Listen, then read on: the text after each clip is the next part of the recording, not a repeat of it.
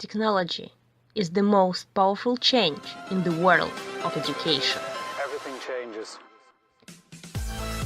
Welcome to the Emerging Technologies in Education podcast, delivered to you by Clever Books Company. Dear listeners, thank you for joining Emerging Technologies in Education podcast, and our guest today is Carla. Hi Carla, how are you? Hi, I'm very well, thank you, and it's an honor to be able to take part in your podcast.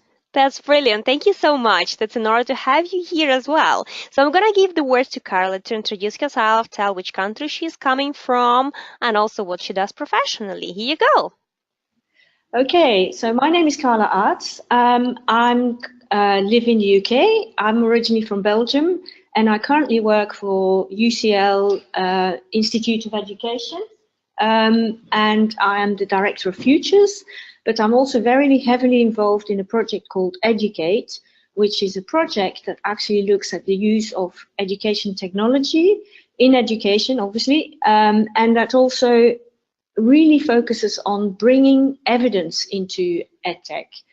The reason why we're doing this is because a lot of EdTech has been kind of implemented in schools or other organizations, educational organizations, and you know what?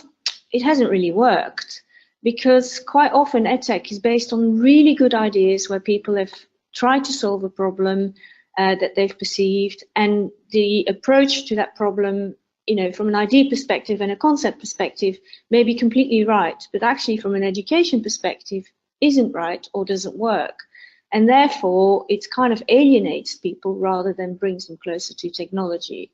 And what this project is trying to do, we're trying to bring kind of learning science and learning science research to EdTech startups, SMEs, and teachers and researchers to kind of inform product development. So, and to bring educators, EdTech, and research community more closely together around evidence in EdTech and in education, so things can possibly work a little bit better for the schools, for the education institutions, for the teachers, for the learners, for the whole stakeholder community in education. So a lot of my time is going on this project. Before that, I've done all sorts of things. I've been working in kind of e-learning for about 15 years or so, but I've been working in the digital industry for about 30 plus years. So being a bit of a pioneer in this field. So that's kind of what I'm currently focusing on. And it's very much about innovation, transformation, but also actually respecting that education is a rather static landscape, and that we have to be careful not to retrofit technology into education, but actually to enable better kind of learning and teaching through the use of technology that supports that process, not that drives the process. This is amazing. Thank you so much, Carla. So I would say, I will confirm on my side, you definitely are pro-technology for education. However, you are with the focus on how to do that more in a proper way. So it's not just technology, but it's technology that fits the needs of education and fits the needs of the classroom, and it's actually applicable to what is required in the process of learning. Absolutely, and I think I really want to emphasize here that it's not about the technology, it's about the education or the learning or the teaching, and it's about the involvement of the stakeholders in that process, and sort of making sure that technology can support this or can enable some of this, not be the kind of dominating force in this. Because if learning and teaching are very discrete things, and they happen in a particular context, and we can't ignore that context at all, and they are there for a very good reason. And if technology tries to kind of change that too much or tries to disrupt that too much, actually it becomes about the kind of technology and the use of that technology rather than what goes on in education and in learning and teaching. And that's exactly where so much of the technology has gone wrong in education. And, you know, if you look at the first generation of education technology platforms, the DLMSs and the VLEs, what have they done? They've actually kind of looked at a workflow or a process that's being adopted in education. They've kind of process engineered it, they've then systems engineered it, and then they've retrofitted it into education. And you know what? Nobody likes it, everybody hates it, and it hasn't improved anything in education. If anything, it has increased the workload for teachers, which is the worst thing you could possibly do. And that's the way that you're going to alienate your audience rather than take them with you. And if you look at other landscapes where technology has been totally transformative, in education, it hasn't brought any transformation yet. It's kind of worked with the status quo and possibly made some of the status quo even worse than it may have been already. And I think that's where a lot of the problems with EdTech have started, is kind of around that retrofit and actually not really working from an education perspective, but working from a technology perspective. So I'm absolutely in favor for the use of technology in education, only where it can sort of improve things, only where it can support things better, not as a driver, but as an enabler. And like, for instance, I do quite a lot of work with African companies or in the developing world. And there I can see really clearly how technology can be a catalyst for access to education and learning. So I'm a great believer in it, which is why I still do it. Otherwise, I would have left this domain a long time ago. Absolutely agree. So you need to be passionate about what you do in order to keep on going with that. And I actually liked a lot about the project you're working on, kind of working on making sure that technology and startups and everybody who is bringing the innovation and educators work together. Can you please tell us a little bit more about the project itself, why it started, when it started, and where it goes, and what are the achievements to date? So Educate was a project that was instigated by Professor Rose Lucking at the UCL Institute of Education's Knowledge Lab, which is the technology in education arm of the Institute of Education. The project is executed and delivered in partnership with other organizations such as F6S, Nesta, and BISA. And also UCL Engineering are pretty active in this project. What this project is trying to do, as I mentioned earlier, is bring this kind of community of educators, EdTech, and research together in what we call the Golden Triangle.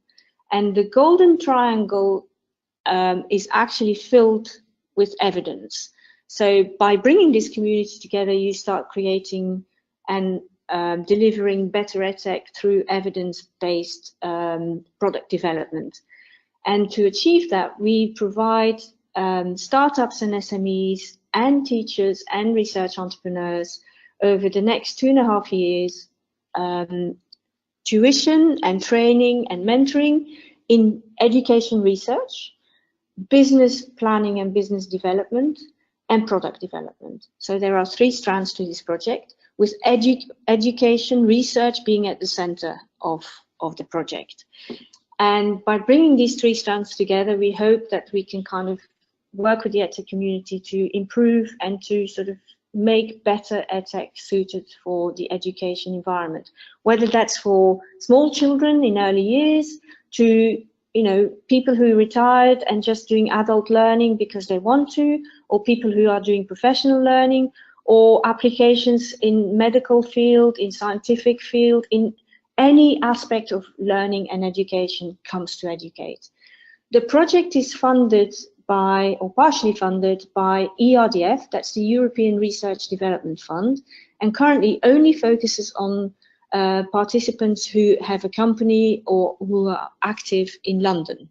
So it's a London-based project, and we will be mentoring and training 256 companies, SMEs, startups, and research entrepreneurs by the end of 2019. We're currently in our 3rd cohort, and we will be mentoring and training 10 cohorts over the next 2 remaining years. So very busy, very active, incredibly exciting. especially to see the breadth of people engaging in EdTech and various aspects of learning and teaching. And from early years to AI and content curation for education, to AI and sort of feedback for teachers, to AI in all sorts of applications that support learning, but also people who are just working on VR and augmented reality, language learning, you name it. The breadth and the width of education is present in this project. It is extremely exciting, very challenging, but we hope it will help improve the technology for education. It does sound very challenging project, and it does sound like the one who can actually help a lot in improving on how a technology can be implemented in education. Then another question I have to you, like, if you can share any specific, like you're working with startups, maybe you can share some specific startups that impressed you with their technology for education, or maybe some tools for educational purposes that you think would be useful, maybe some electronic libraries or open education courses or anything that comes to your mind. Okay, I'm going to have to disappoint you a little bit here because we're quite early on in this project in terms of startups coming through. So if I start recommending startups now, it would be a disservice to the startups that may still come. So that's a bit of a difficult question. But there are some exciting startups in the project.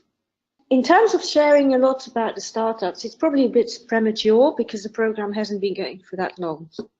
All I can say is watch Educate London, and you may find out more as the program goes along. What we are seeing, which is really encouraging, is that people are engaging with very different aspects of learning and teaching. Whereas before, the EdTech would kind of focus very much on a particular market, especially the schools. We are now seeing that it's kind of focusing on learning for all ages. And that is so exciting. And I think that is where a lot of the transformation can start to happen. In terms of technologies, it's a wide variety of technologies that we see come through the door. I think where exciting stuff will happen in education is especially in the artificial intelligence arena, provided it's kind of taken care of carefully, because it could also have a negative impact if it's not handled carefully. And here, what I mean is not artificial intelligence used to replace or get rid of teachers or focus on pupils and students just learning by themselves. Not at all, quite the opposite. I'm looking here at artificial intelligence that can enable and support teachers better, that can provide good feedback loops, intelligent feedback through good interfaces for teachers and learners, so they know how they're doing, they know how they're progressing, they know how what they need to look at and what they need to work on to kind of improve their own learning, and teachers can kind of monitor and guide that learning better and more effectively as well, because actually they can focus on their students, they can focus on what's going on in their classroom or their seminar room, and they can support their learners much more effectively. And then you'll also start seeing that learning can actually become more personalized, not just purely technology driven, but actually by the interventions that the teachers can provide to their students. So AI in support for teachers and tutoring staff, I think would be a fantastic addition to education, and the technology is getting there. So, and we will be seeing, and we are starting to see that in our startup community as well. So that's a space definitely to watch. I think it's early days to say, who are the really most effective players in that. There have been big companies trying to do this and failed because they kind of looked at the tech and not the ed. And so I'm hopeful that, over the next couple of years, we will start seeing this kind of work better and start finding inroads into certain aspects of education. Where it will have to be careful is that, especially the politicians and policymakers and budget holders don't start seeing this as a panacea that solves all their problems, but actually start seeing this as an addition that really augments what they're doing and how they can do it much better and more effectively. So that's the AI space is a really one to watch. I think where we'll need to start seeing kind of some changes is there's a lot of technology around assessment, but what most of the technology players have done with the assessment is actually a lot of them don't understand how assessment really works and what it does and how you need to ask good questions to really assess and for the learner to get something out of that assessment. They're kind of much more focused on the measuring and the feedback. And there is a big difference between measuring and assessment.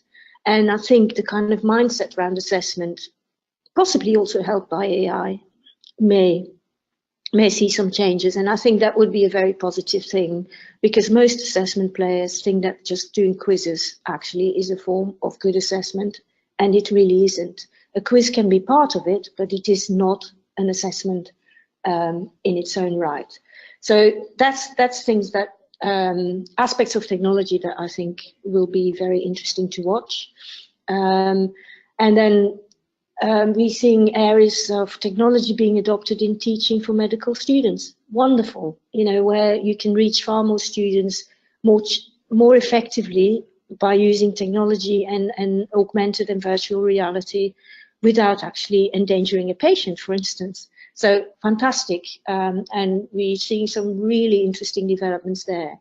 We're witnessing developments and in a tuition of life sciences that I haven't seen before at all. And this is obviously not aimed at the schools market. This is aimed at industry, but also higher education. So people working in pharmacology or in life sciences disciplines can benefit from sort of new courses that are also artificial intelligence driven, and that's, I think, will potentially change some of the life sciences world in terms of teaching and learning, and it's really exciting to see this. So there's lots going on, and you may have noticed that I actually haven't pointed out a single technology. I've actually started talking about concepts or subject streams or technology enablers, and rather than the technology as such.